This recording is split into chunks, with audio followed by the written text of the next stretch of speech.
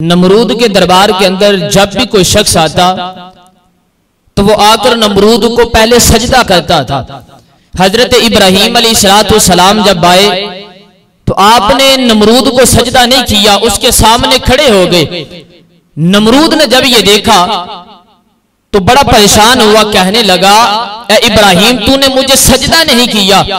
हजरत इब्राहीम अलैहिस्सलाम का जुमला समाअत फरमाइएगा।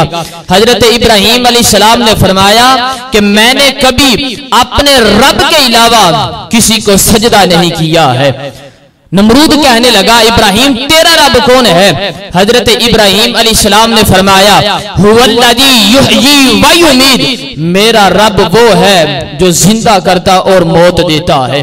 नमरूद कहने लगा ये तो कोई बात नहीं है, अना उहयी व उमीत, मैं भी जिंदा करता और मौत देता हूं। हजरात नमरूद ने दो कैदियों को बुलाया, एक को आजाद कर दिया और एक को कत्ल कर दिया। हजरत इब्राहीम अलैहिस्सलाम से कहने लगा इब्राहीम देखो मैंने भी एक को जिंदगी अता कर दी है और एक को मौत अता कर दी है। हजरत इब्राहीम अलैहिस्सलाम समझ गए कि इस अहमक को समझ नहीं आई। फिर हजरत इब्राहीम अलैहिस्सलाम ने रब्बे कायनात की रब्बूबियत की दूसरी दलील बयान की। हजरत इब्राहीम अलैहिस्सलाम ने फरमाया काला इब्राहीम फ़इन्नल्लाह याती बिशम्सी मिनल मशरिकी फाति बिहा मिनल मगरिब। हजरत इब्राहीम अलैहिस्सलाम आपने फरमाया कि मेरा रब वो है जो मशरिक से सूरज निकालता है, मिनल मगरिब। ऐ नमरूद अगर तू सच्चा खुदा है, तू खुदाई का दावा करता है, अगर तू सच्चा खुदा है फातिबिहा मिनल मगरिब, तो मगरिब से सूरज निकाल।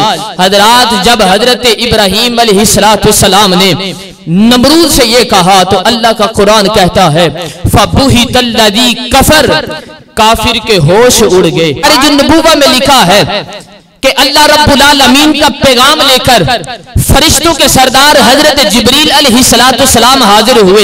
हाजिर होकर अर्ज करते हैं या इब्राहीम या खलीलुल्लाह, आप परेशान ना होना, आपका रब ये फरमाता है कि अगर नमरूद पलटाकर आप पर सवाल कर देता है कि आपका रब अगर सच्चा है तो तुम अपने रब को ये कहो कि वो मगरिब से सूरज निकाले।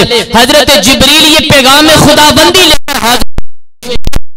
मेरे खलील परेशान ना होना, हम आज अगर नमरूद ने ये सवाल तुमसे कर दिया, हम मगरिब से सूरज निकाल कर मशरिक में गुरूब कर देंगे।